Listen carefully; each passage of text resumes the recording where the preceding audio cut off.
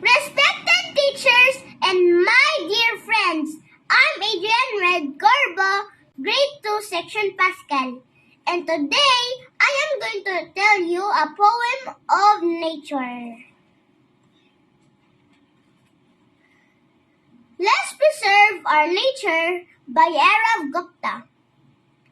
The sun is shining, the sky is blue, the birds are flying, and the breeze is so cool.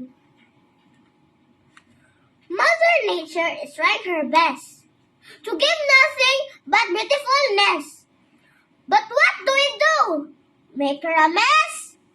Let's make her the best by putting less and less and preserve her green dress for our kids and the rest. Thank you.